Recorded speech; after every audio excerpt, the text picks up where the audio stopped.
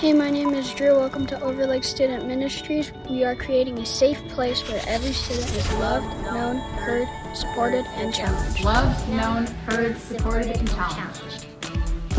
Hey, I'm Will, and here at SM, we make sure that every student is loved, known, heard, supported, and challenged. Welcome to Group Life, everybody. What is up, everybody? So nice to see you. My name is James. And I'm Connor. And we're going to have a great time tonight. Connor, what do we got going on? It is going to be so much fun. Listen, we have Pastor Jodie. She's got a great message for you. She's so much fun. We love her. You love her. It's going to be an awesome time. Can't wait to hear it. And tonight, if you did not know, is our last normal group life of the year. Yes, this is it. It is May 26th. And so next week, June 2nd, we have a group life block party. It's going to be a ton of fun. Come and meet us at the building. Yes. We're going to have a blast. Can't wait to see you there. We've chatted about it the last few weeks, but this summer we have camp happening. Yes, it's crazy. So excited about it. We've got summer camp happening, and we want you to sign up for it. You got to sign up. You can do it on our website. There's also some more info there. If you have any questions, you can check out the website. You can DM us if you got any questions, whatever. But we would love to see you there. It's going to be a ton of fun. It's this summer.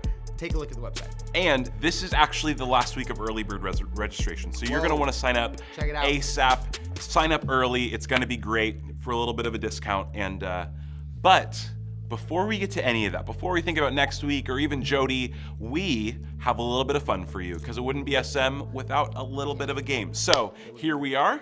Check it out. Let's go. Sweet. Locked it down. Love it. So this is what we're going to be doing. We are going to be playing a little bit of a game of Pictionary. Jodie, Connor, and I are going to be guessing, and we're going to be drawing. You'll figure it out. While Jodie is writing, Connor and I are going to be guessing, and you are going to try to guess before we can. All of these ideas are under the big category of camp. So keep your eyes tuned out and see what's going to happen. Okay, I'm gonna go easy on you guys first. Bring it. Real easy. Inner tubing. Mountains. A hand. That's a hand. It's a crown. We are. It's the king. It's pizza. It's a duck. That is. Jodie, have you played Pictionary before? This is a game. That's a hand. That's a person a transforming bracelet. into a chicken. That's a chicken. That's a chicken suit. That's someone throwing. Someone's throwing. That's Marshmallows. It's a water balloon. It's It's a s'mores. water balloon S'mores. fight. Campfire. Campfire. S'mores. Yeah, campfire. Let's go. Look at that. That's a marshmallow, bro. That's a hand. What the heck is that? It's the fire. It's fire, bro. Here we go. You guys ready? Go, Yep. Connor. Man, those lights look really stellar. Human. Team. Team competition. Judges. Gaga ball. Oh, that's a good one. Tug of war. Soccer? There's so many people. There's a lot of people being He's drawn. drawing every camper. Paintball. Paintball. It's a game. Dodgeball? What is this a game, Connor? There's Worship. spectators. There's people are watching. There's a table that people are sitting behind. Everyone has a ball. Food fight? Food. Eating dinner. Eating together. Mealtime. Meal. Food. Everyone's smiling. Happy Is there camper. anyone not smiling? Happy camper. Headstand? They're standing on They're one on another's stage. head? Oh, they are on stage. Tacos. It's a taco? Taco night? Taco bar. Yeah! Let's Whoa! Taco bar. Inner tubing. The beach. Oh, you guys. Connect 4. Balloons. People. Okay, that's a line of people. It's a lot of people. Red Rover, send James on over. Oh, it's an area. Worship center. Worship. Message. Dance party. Session dance party. Celebrate good times. Come on. Late night. Late nights. Oh. Dancing Dancing. Skits. Worship party. Skits. Bible skits. Skits. So nice. Skits. Let's go. I like it. Skits. I just saw Wow. the choreographed hip movement. Okay, so by now, whether you are in 6th grade or 12th grade, no matter who you are, where you live, or what kind of personality you have experienced what it feels like to be in an argument. Now, this might surprise you, but I haven't always been the peacemaker you might think I am now. See, growing up, my family was full of arguments, and I got a front row seat to see how arguing was done, and even got to learn some solid strategies. My family had a favorite. You know what our secret weapon was? We would just get louder and louder until we thought we got our point across. And when it comes to arguing, we all have a go-to style. Maybe your go-to move is sarcasm. Or maybe you suddenly change the subject mid-argument until the whole conversation is about something different, and then you win that argument. Or maybe you go to passive-aggressive. You make a snide comment that appears to be harmless, but you know it's really going to cut deep down. Or maybe you're just plain aggressive, you flip the table, and you go on with your life. And then some of you just go silent. You retreat in your head, and you retreat to your room, but everyone knows exactly what you're wanting to communicate. Everyone has a way in which they fight. In the same way, nearly everyone has something they want to fight for, a subject that gets you ready to throw down. So here's what I mean. I'm going to say something true, and you let me know how you feel about it. Drop it in the chat. School should definitely be year-round. And Snapchat is 100% better than TikTok.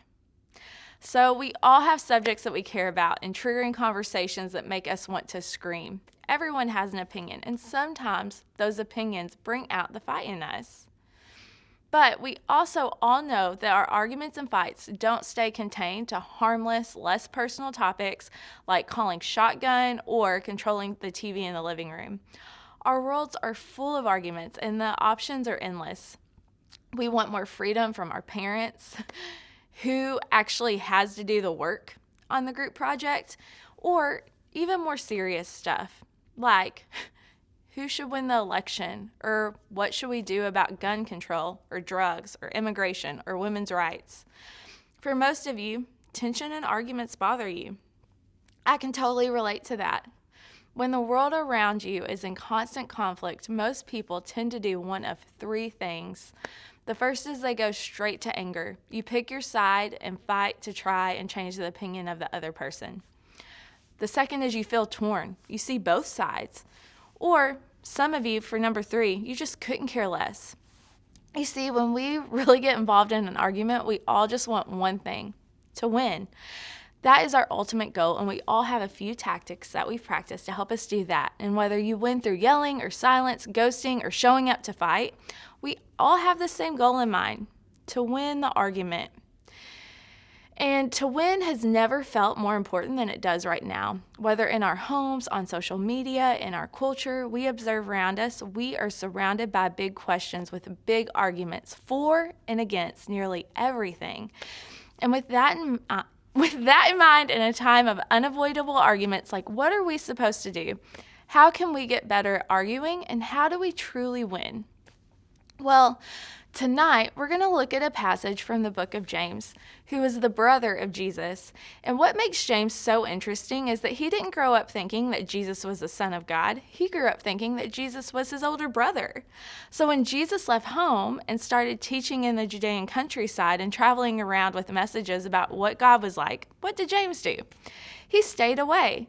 It seems like James had zero interest in knowing what his older brother was up to or why. And honestly, I can't blame him. Can you imagine your older brother walking around acting like he was God?